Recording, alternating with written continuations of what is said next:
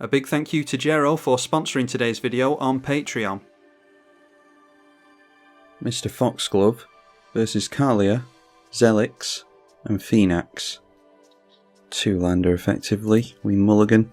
Alright, into plenty of ramp, that's a turn 1 cultivate, and we've got a wheel to refill our hand even, so very good opener. And draw into some evasion for our commander as well. This is about as perfect as it gets for us. Phoenix has fast mana on turn 1 as well, into an arcane signet. And he's slowly emptying his hand, which means we can potentially draw more cards off him and opt, scry 1 and draw. Gullcaller's Bell, gonna have players mill cards. Everyone getting down plays on turn 1, a Mother of Runes for Kalia. So do we risk getting down our commander here? Could cheat in a Consecrated Sphinx on the next turn. I think I will risk it. In worst case scenario it gets blown up and we just do other stuff for the next few turns. But if we can swing in next turn, that would be great. It might be that we have a player take a turn off in order to remove our commander. Noteworthy, our opponent's only means of coloured mana on a land is going to have to come through the Arcane Signet or the Talisman of Dominance. Has another land in hand apparently. Yep, Terrain Generator is activated to get down an island.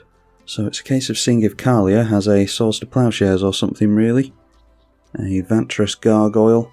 And our opponent does have 4 or more cards in hand, so can block with the 2 mana 5/4 flyer. And Kalia deciding to hold up mana.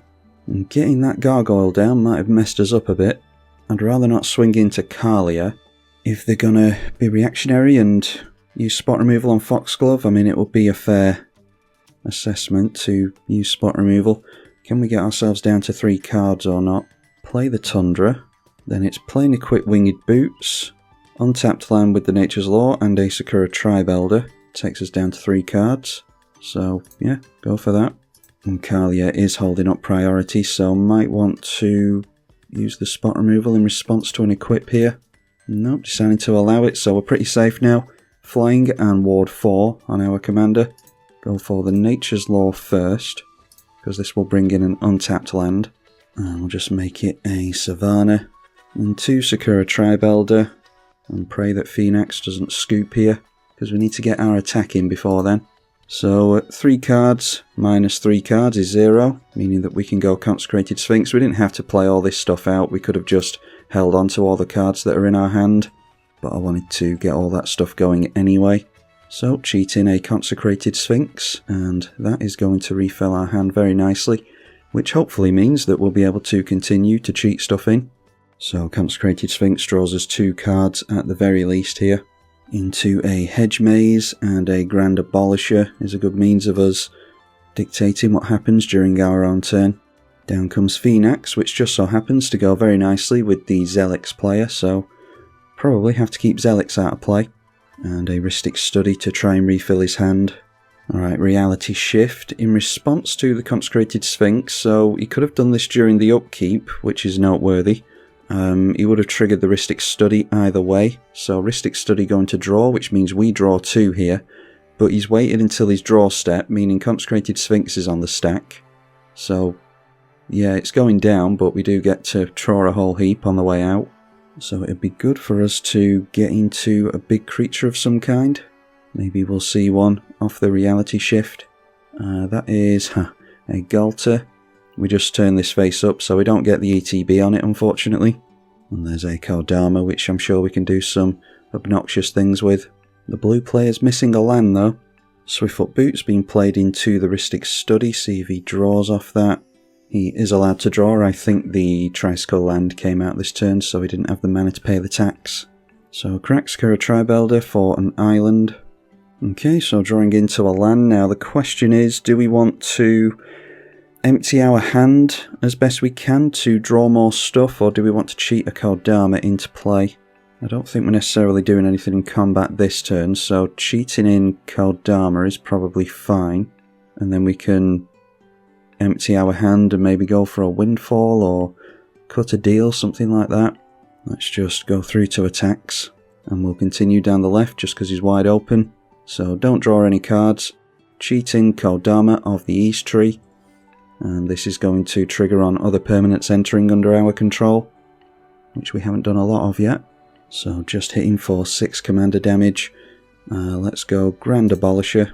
And that triggers the Rhystic Study. I mean, do we keep having our opponents draw if we're just going to go for a Windfall or cut a deal, something like that? Our opponents are at 5 cards in hand each. I might just go for a Windfall here. So I'll say no. I'm not in love with the cards that are in my hand. And now our opponents can't do anything during our turn. Kodama of the East Tree triggers for the first time. We'll maximise the amount of mana that we're cheating here and get down a free Bloom Tender. Then it can be Ancient Tomb. And Kodama can trigger. We can... Do we care about the Surveil lands now that if we're just going to go for a wheel? Let's get additional mana in and go for the Forest. That comes in untapped. And then if we go Windfall, don't pay the tax, we each draw 6 cards. So, yeah, I think that's fine.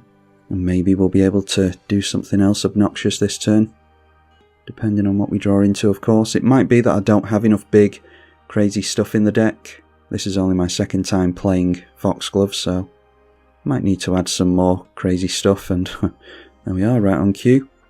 Jingataxius, Core Augur. So we've got 7 mana with a Sol Ring. Although that would come down with a Boseiju as well. So that'd be 8 mana.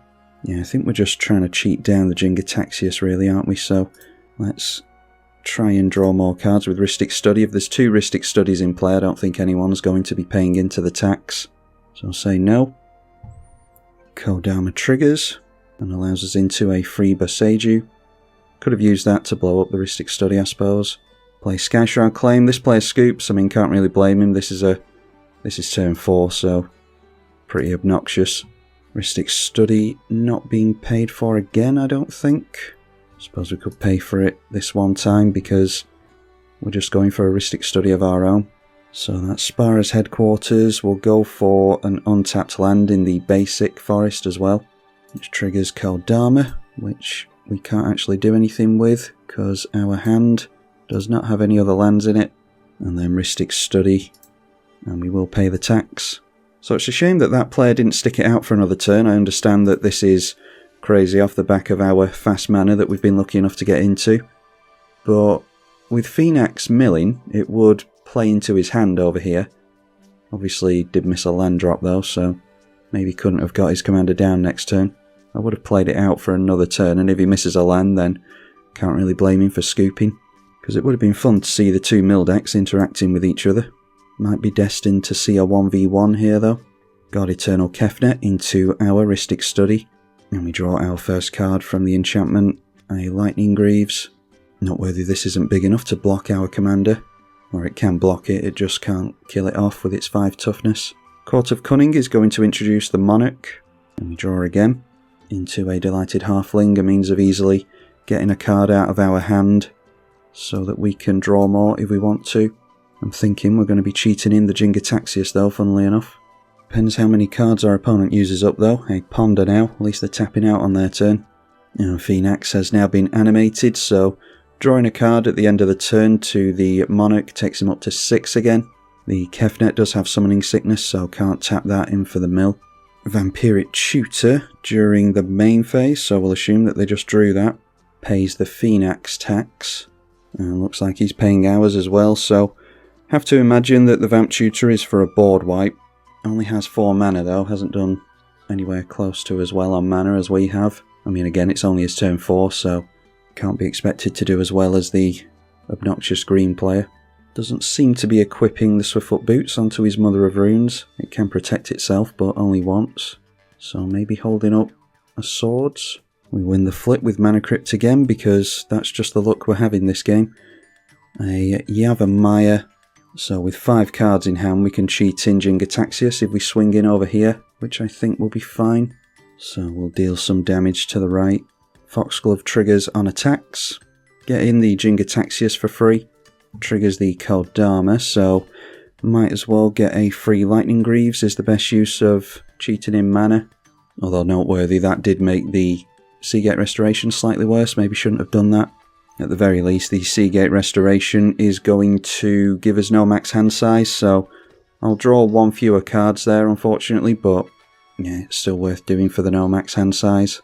So, Rhystic Study, we will pay for, might as well with all this surplus mana. Oh, we draw that many +1, okay, so there is a Cyclonic Rift. I think there's a board wipe incoming anyway. Let's see, Lauren going on to that Rhystic Study is probably a good idea. So let's throw out a Lauren, and we will pay the tax. Have Kodama trigger, but we'll do Lauren first at the Rhystic Study, and we can give Lauren haste as well so that we can draw cards. Then on the trigger, might as well get down the Delighted Halfling. Let's go haste onto the Lauren.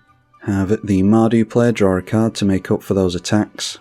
That draws us into Foxglove Elder, so we're just emptying our hand here really, and hopefully going to refill it with the commander.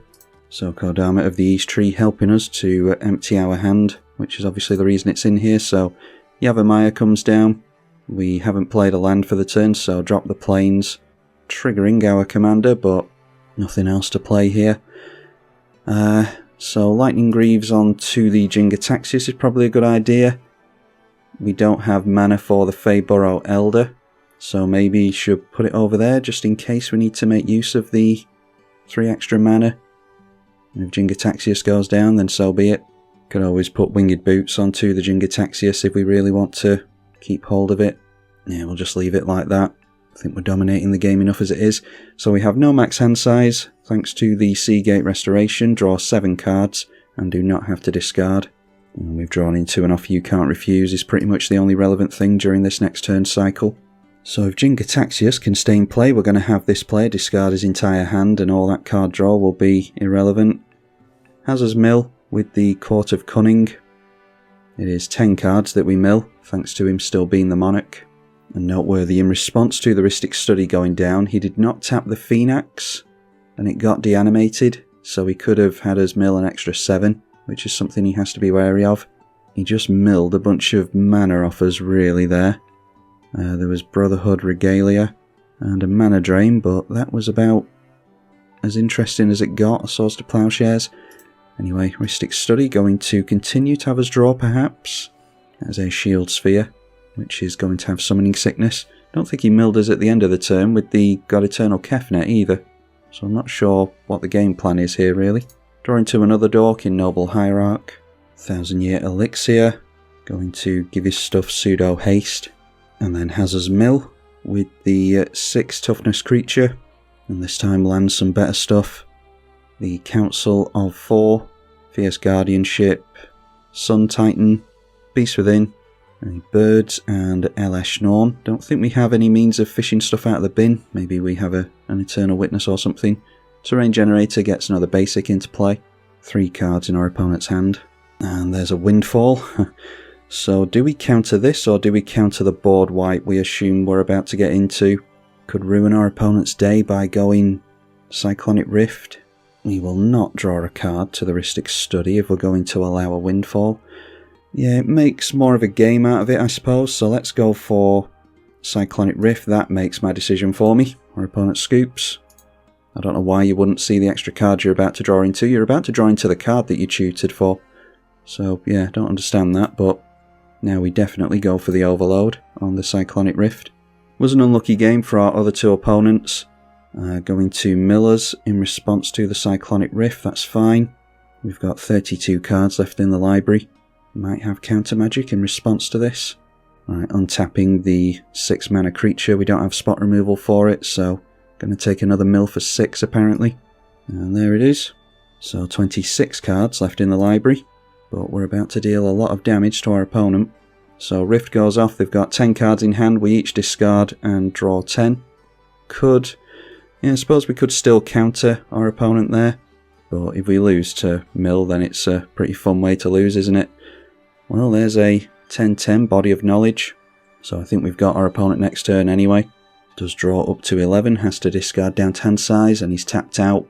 And definitely needs to rebuild here anyway, so we'd probably have a few turns against him. It could be that he has means of instants and sorceries that mill us, and with only 16 cards left in the library, it might be that he could do that next turn. Anyway, we continue to win the Mana Crypt flip because that's just the luck we've had this game.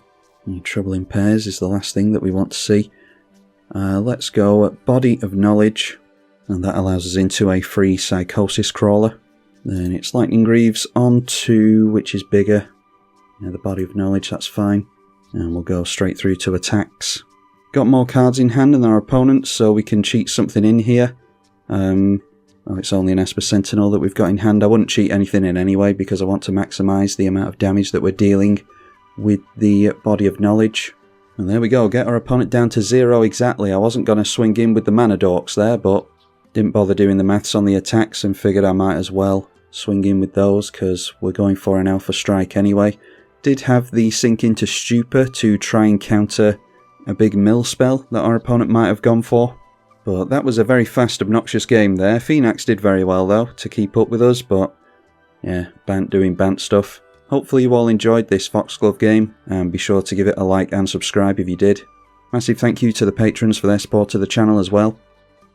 I'm tribalkai. Thank you for watching.